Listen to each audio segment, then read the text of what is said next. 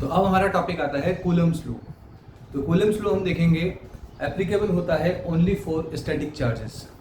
जब दो charges static हो, लेट्स से एक चार्ज है Q1, एक चार्ज है Q2 और दोनों के बीच का सेपरेशन है R।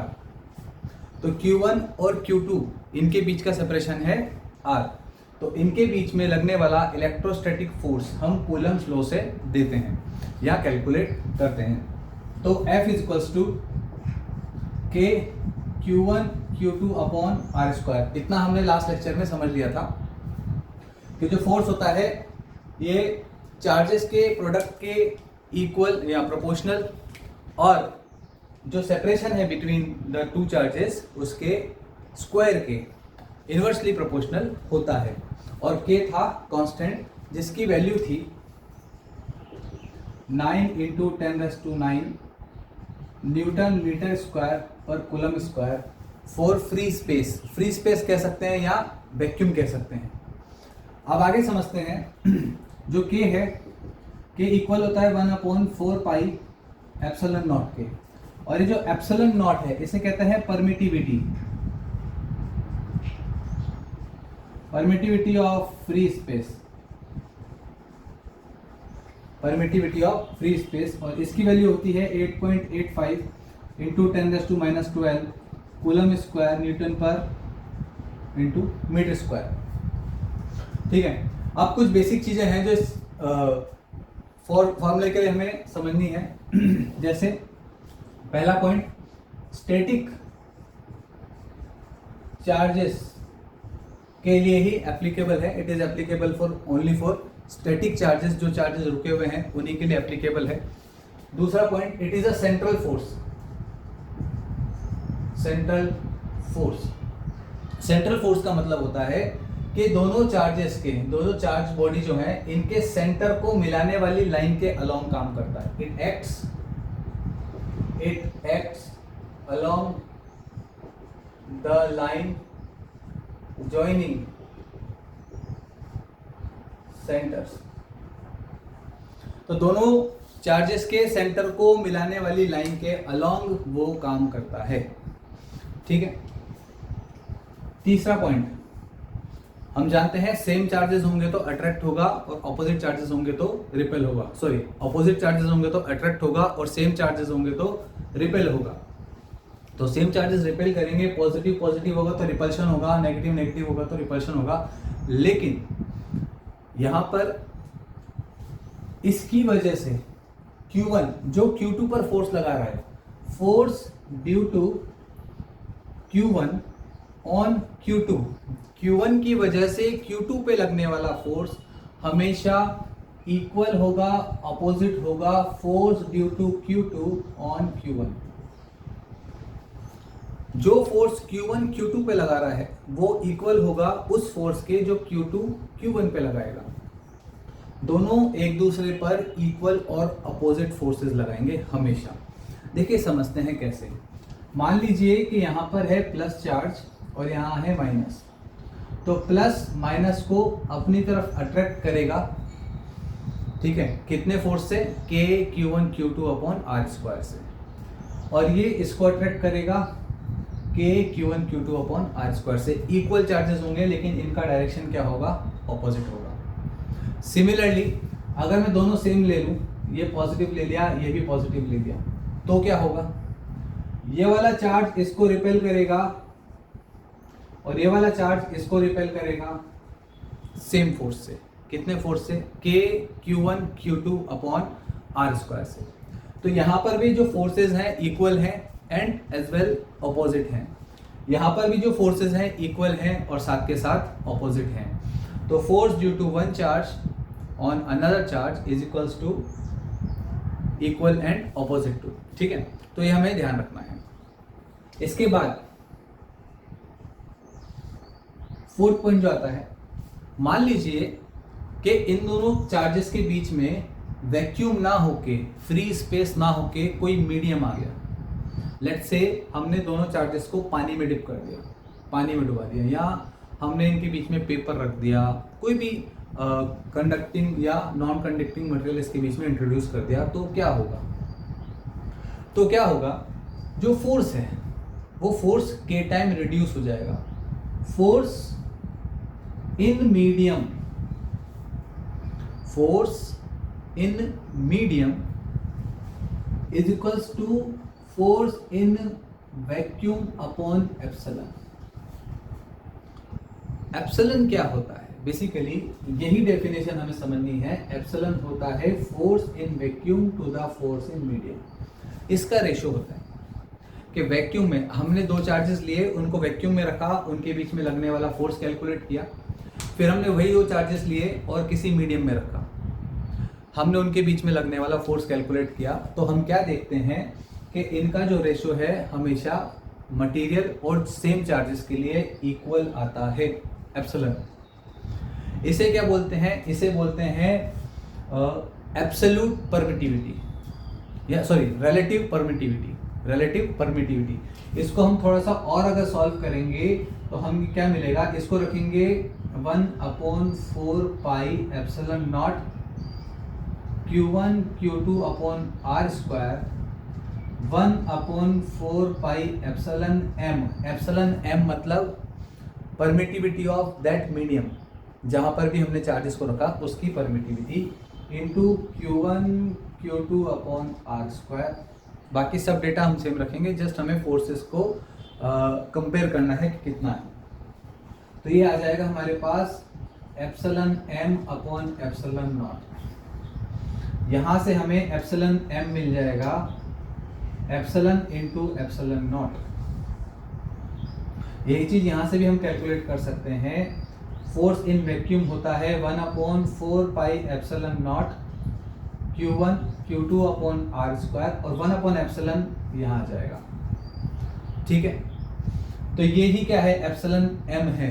यहाँ पर हम लिख सकते हैं 1/4 pi epsilon M Q1 Q2 upon R square. ये इस तरह से हम यहाँ पे इसको लिख सकते हैं। तो हमारे पास जो मीडियम में फोर्स आएगा किसी भी मीडियम में, वो कितना होगा? तो किसी भी मीडियम में फोर्स कितना होगा? वैक्यूम में force upon relative permittivity, relative permittivity. कुछ बुक्स में एप्सिलॉन को के से भी डिनोट करते हैं। ठीक है, किससे डिनोट करते हैं? के से। ठीक है, अलग अलग बुक में आपको सिंबल अलग अलग मिल सकता है, बट बेसिक डेफिनेशन ये रहेगी। तो कहने का मतलब क्या है, हमें क्या समझ में आता है? समझ में ये आएगा, कंक्लूजन इस बात का ये है कि जब भी मीडियम में फोर्स हम कैलकुलेट करना चाहेंगे तो मीडियम वाला फोर्स वैक्यूम वाले फोर्स से कम होगा। कितना कम? Epsilon nought times.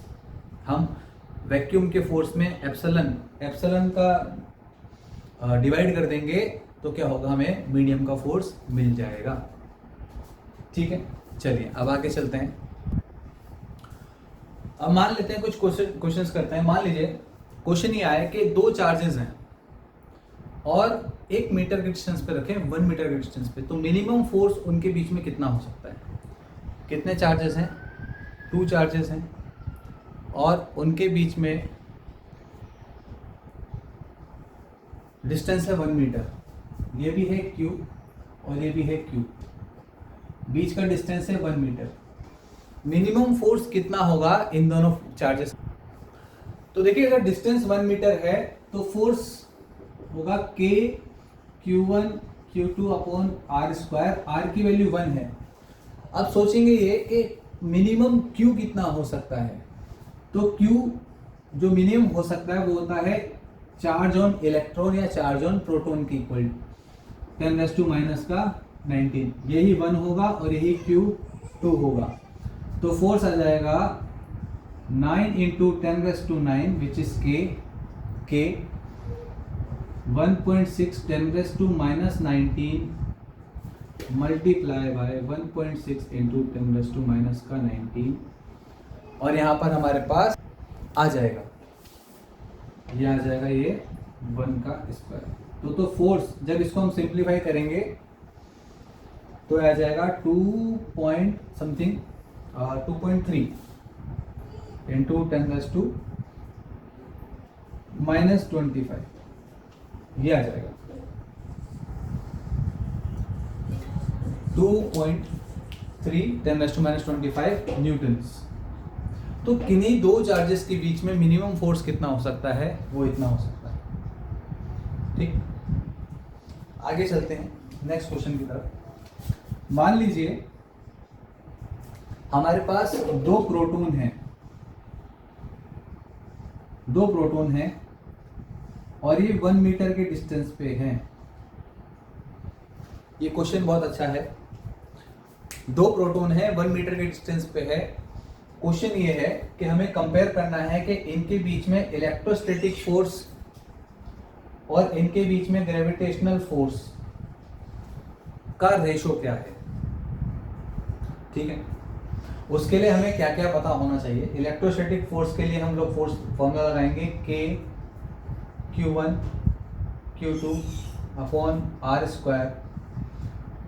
Gravitational force के लिए हम लोग फॉर्मूला लगाएंगे G M1 M2 upon R²। R cancel हो जाएगा, 1 मीटर कोई दिक्कत की बात है नहीं। बचा क्या, FE अपॉन FG। ठीक है, तो हो जाएगा 9 × 10⁻⁹ इंटू 1.6 10⁻⁻19 1.6 10⁻⁻19 अपॉन, फिर हम लिखेंगे G की वैल्यू रखेंगे 6.67 × 10⁻11 और मास ऑफ प्रोटॉन होता है 1.67 10⁻27 किलोग्राम। ठीक है, इंटू 1.6 10⁻27 किलोग्राम। अप्रोक्सीमेट ये आता है 6-7 लगा सकते हैं। ठीक है, तो जब आप इसको सॉल्व करते हैं FE to the FG, electrostatic force to the gravitational force between two protons placed at 1 metre separation, तो ये अप्रोक्सीमेट आता है 1.2 × 10⁻36। ये जो रेशियो आएगा वो आएगा 1.2 × 10⁻36। कहने का मतलब क्या है कि जो FE है वो बहुत बड़ा होता है FG से, 10⁻36 टाइम्स ज़्यादा होता है। इसका मतलब इलेक्ट्रोस्टैटिक फोर्स एक बहुत ही स्ट्रॉन्ग फोर्स है, बहुत ही पावरफुल फोर्स है as compare to gravity. Gravitational force इतना स्ट्रॉन्ग नहीं है जितना कि, एक सेकंड ब्राइटनेस बढ़ा दो, जितना स्ट्रॉन्ग होता है,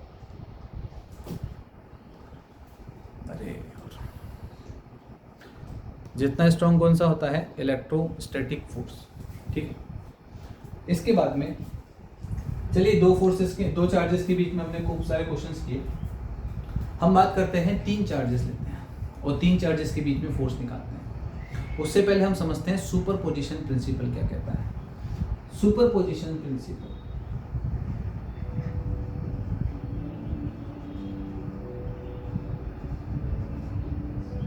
सुपरपोजिशन प्रिंसिपल बोलता है कि देखिए भाई, अगर किसी सराउंडिंग में, किसी भी मीडियम में 1 2 3 4 5 2 से ज़्यादा अगर चार्जेस हैं, जैसे मान लेते हैं ये Q1 है, एक चार्ज है Q2 और एक चार्ज है Q3।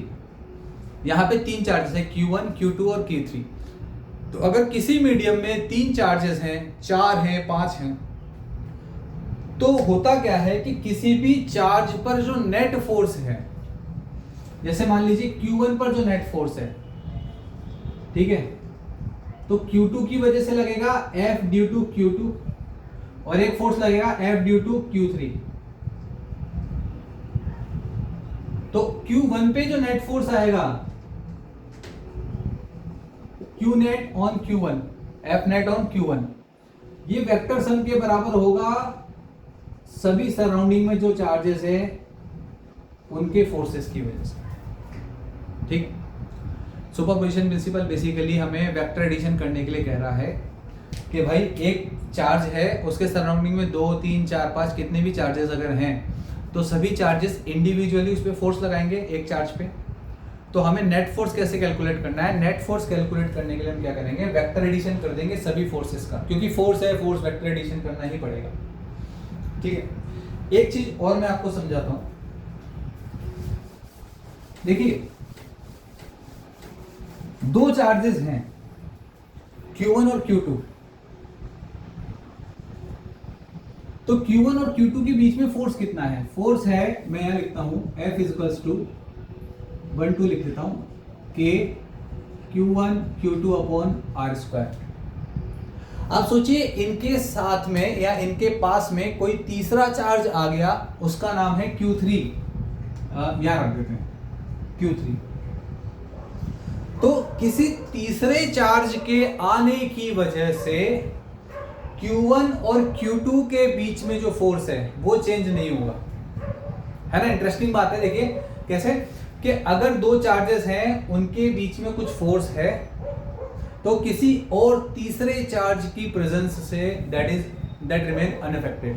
The force between two charges remain unaffected by the presence of any third charge. तो कोई और थर्ड चार्ज आ गया तो इनके बीच का फोर्स नहीं बदलेगा, लेकिन net force on any charge will be equal to the vector sum of the forces in the due to surrounding charges. जितना भी सराउंडिंग में चार्जेस है सबके साथ Q1 पर टोटल फोर्स आएगा Q2 और Q3 की वजह से, लेकिन Q2 और Q1 में जो फोर्स है वो Q3 की वजह से चेंज नहीं होगा।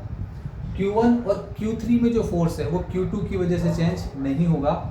Q2 और Q3 में जो फोर्स है वो Q1 की वजह से चेंज नहीं होगा।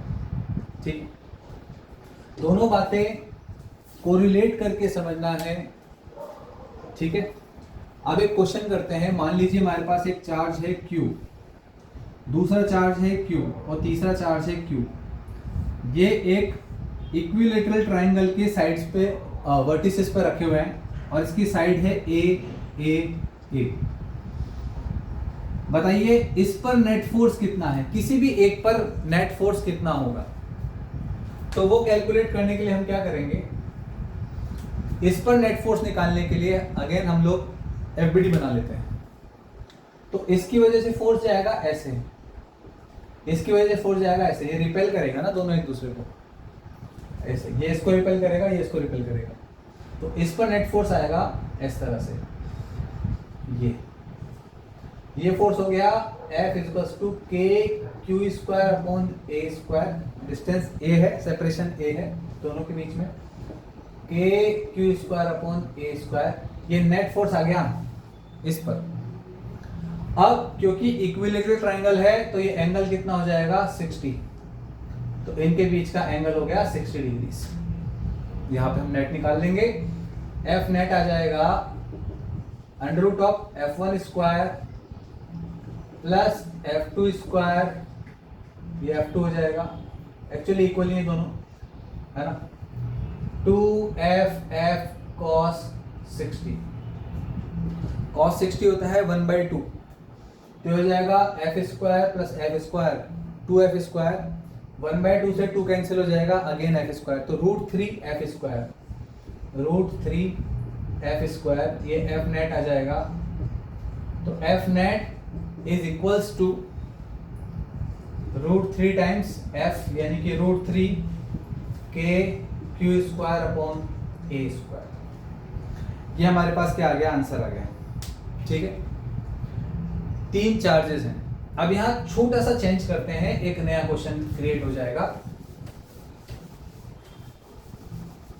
इस तरह के क्वेश्चंस आप लोग भी बना करके अपने दोस्तों में बांट सकते हैं और चैलेंज कर सकते हैं क्वेश्चंस के लिए। ठीक है, क्या करते हैं हम लोग, अभी मैंने तीनों चार्जेस पॉजिटिव लिए थे, किसी एक को नेगेटिव कर देते हैं। लेट्स से ये वाला नेगेटिव कर देते हैं। तो नेक्स्ट क्वेश्चन में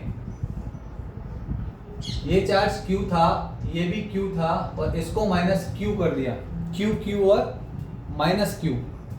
ठीक है, वही साइड A है, इक्विलैटरल ट्रायंगल है। अब इस वीडियो को आप 1 मिनट के लिए पॉज करके एफबीडी बना के देख सकते हैं कि कैसा बनेगा, और मैं इसको सॉल्व करता हूं। अब देखिए यहां पे फोर्स की डायरेक्शन चेंज हो जाएगी, पॉजिटिव चार्ज को रिपेल करेगा, लेकिन नेगेटिव चार्ज पॉजिटिव चार्ज को अट्रैक्ट करेगा। तो जो दो फोर्सेस ऊपर की तरफ डायरेक्शन में लग रहे थे, इनमें से एक फोर्स तो लगेगा ऐसे और एक फोर्स लगेगा ऐसे, ठीक है। दोनों फोर्सेस के बीच में एंगल कितना होगा?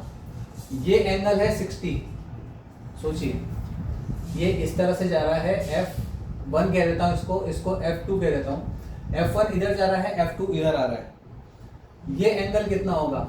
ये 60 है तो ये हो जाएगा 120 डिग्री। तो इसको सॉल्व करेंगे, F net is equals to कितना हो जाएगा? Under root of F square plus 2FF cos 120।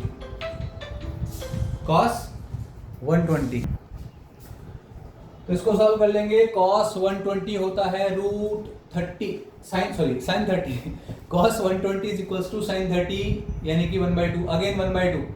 लेकिन सेकंड क्वाड्रेंट में cos की वैल्यू नेगेटिव आती है। यस, नेगेटिव आती है। तो ये हो जाएगा F net is equals to under root of 2F square minus 2F square minus कितना?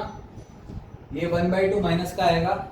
ASTC आपने पढ़ा होगा, 4 क्वाड्रेंट होते हैं, all positive, sine and cosec positive, AST time positive, cos positive, ठीक है ना, फोर्थ क्वाड्रेंट में। तो अभी हम सेकंड क्वाड्रेंट में हैं। cos 120 की वैल्यू आती है -1/2, sin 30 के बराबर cos 120 यानी कि cos 90 प्लस 30 sin 30 हो जाएगा, माइनस का sin 30, तो -1/2 से 2 कैंसिल हो जाएगा, यहाँ बचेगा F स्क्वायर।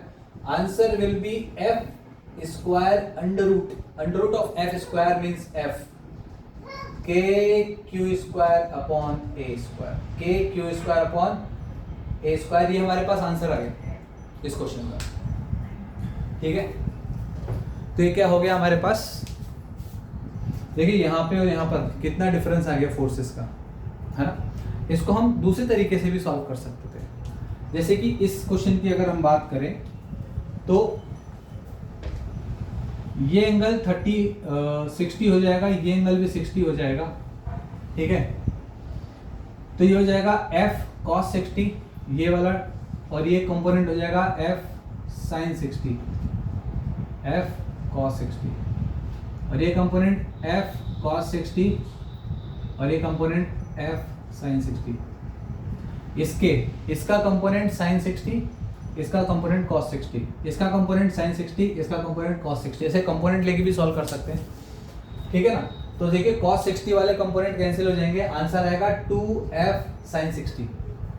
आंसर क्या आएगा? ऊपर की तरफ आएगा 2, दिख रहा है ना, हाँ, F sin 60, 2F sin 60 का मतलब कितना हो गया? 2KQ square upon A square, और sin 60 होता है √3/2, तो 2 से 2 कैंसिल, ये आंसर है। सिमिलरली आप यहाँ पे भी कंपोनेंट लेकर के उसको आसानी से सॉल्व कर सकते हो, इजीली, कोई दिक्कत नहीं है। यहाँ पे जो फोर्स की डायरेक्शन आएगी वो कहाँ आएगी? देखिए इन दोनों के बीच में आएगी, इस तरह से, ठीक है। चलिए आगे चलते हैं। नेक्स्ट क्वेश्चन में क्या है, हम लोग लेते हैं कि स्क्वायर, एक स्क्वायर है, इसके वर्टिसेस पे चार्जेस हैं Q Q Q Q, ठीक है। किसी भी एक चार्ज पे नेट फोर्स कैलकुलेट करके दिखाओ, किसी भी एक चार्ज पे। इसकी साइड ले लो A साइड है, ठीक है, और किसी भी एक चार्ज पे नेट फोर्स निकालना है। हमें करना क्या है? वेक्टर एडिशन करना है सिर्फ, ठीक है। वेक्टर एडिशन करेंगे और आंसर आ जाएगा। तो उसके लिए क्या करना पड़ेगा?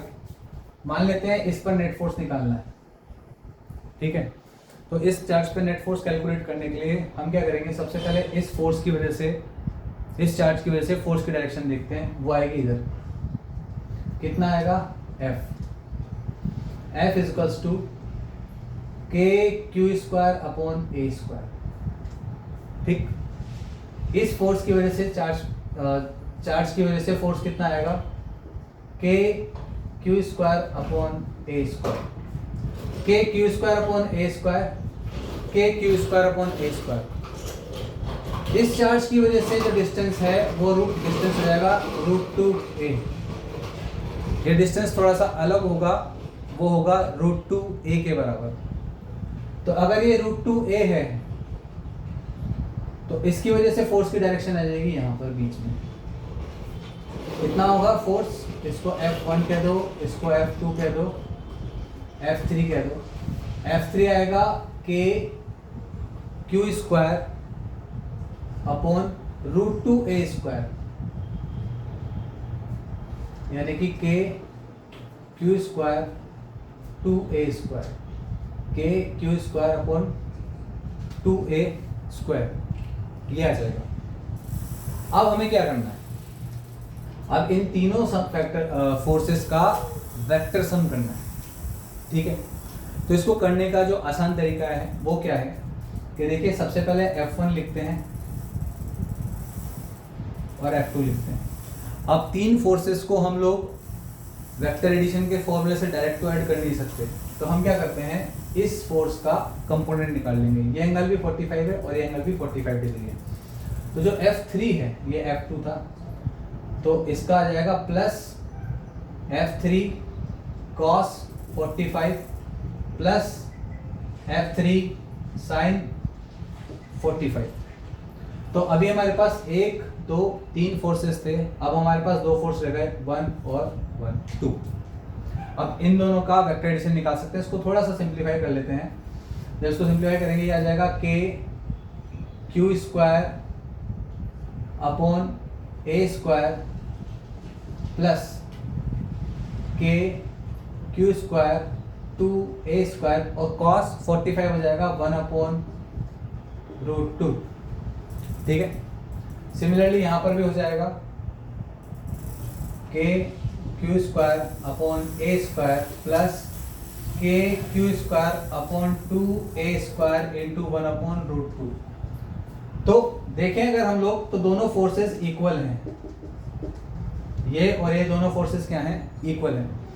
अब जब इक्वल फोर्सेस हैं तो हम वेक्टर एडिशन करेंगे, F net is equals to √f square 2f cos 90, ठीक है। और cos 90 की वैल्यू होती है 0, cos 90 की वैल्यू होती है 0।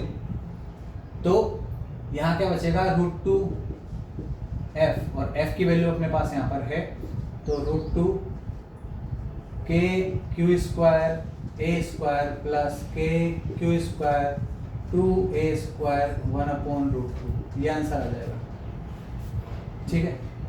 सिंपल, ये आंसर आ गया।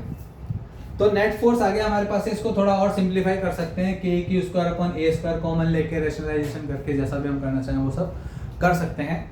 इसके आगे का आई होप आप लोग सॉल्व कर सकते हो, कोई दिक्कत की बात नहीं है, ठीक है। यहीं पे इसी क्वेश्चन में थोड़ा सा चेंज करते हैं, एक नया क्वेश्चन बनाते हैं। लास्ट क्वेश्चन है। अब यहाँ पे देखिए, मैंने यहाँ पे क्वाड्रिलेटरल लिया है, मतलब एक स्क्वायर लिया है। आप इसको स्क्वायर की जगह रेक्टेंगल ले सकते थे, एक पेंटागन हेक्सागन ले सकते हैं, और उसके वर्टिसेस पे अलग अलग फोर्सेस हम लोग रख सकते, चार्जेस रख सकते हैं, और उन चार्जेस की वजह से किसी एक पर नेट फोर्स कैलकुलेट इजीली कर सकते हैं। करना क्या है, देखिए इलेक्ट्रोस्टैटिक्स यहाँ पर खत्म हो गई, इलेक्ट्रोस्टैटिक्स यहाँ खत्म हो गई। उसके बाद जो कुछ है वो सब एनएलएम का है, न्यूटन्स लॉज ऑफ मोशन, जो हमने वेक्टर एडिशन वगैरह सीखा था, सॉरी एनएलएम नहीं, बेसिक वेक्टर्स का है। तो अगर आपको वेक्टर्स में प्रॉब्लम है तो आपको वेक्टर्स की वीडियोस पहले देखने चाहिए, ताकि आप ये वेक्टर एडिशन आराम से कर पाओ। नाउ क्वेश्चन में चेंज करता हूँ, मैं चेंज ये कर रहा हूँ कि भाई मेरे पास एक स्क्वायर था, स्क्वायर की जगह रेक्टेंगल ले लेते हैं। रेक्टेंगल था, चार्जेस थे क्यू क्यू क्यू क्यू।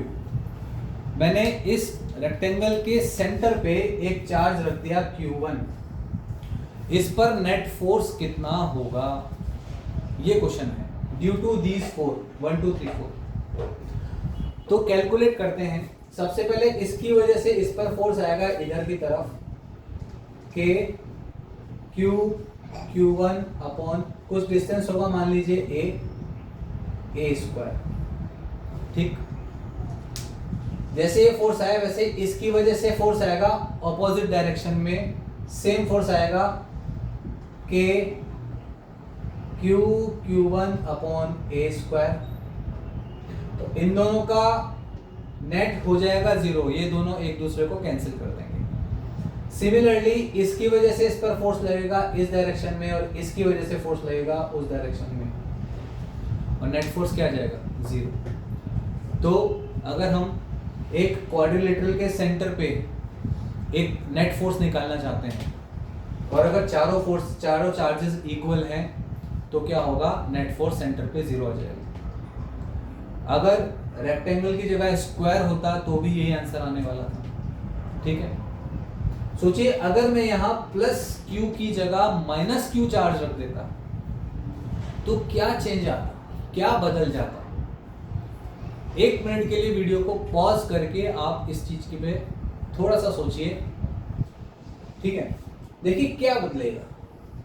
अगर यहां पर प्लस की जगह माइनस Q1 रखा होता तो ये वाला चार्ज इसको रिपेल करने की जगह अट्रैक्ट करता, ये वाला चार्ज इसको रिपेल करने की जगह अट्रैक्ट करता, तो जो फोर्सेस की डायरेक्शन है वो बदल जाती।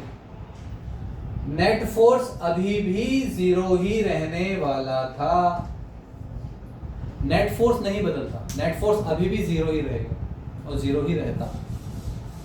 ठीक है, तो इस तरह से हम इन क्वेश्चंस को सॉल्व कर सकते हैं।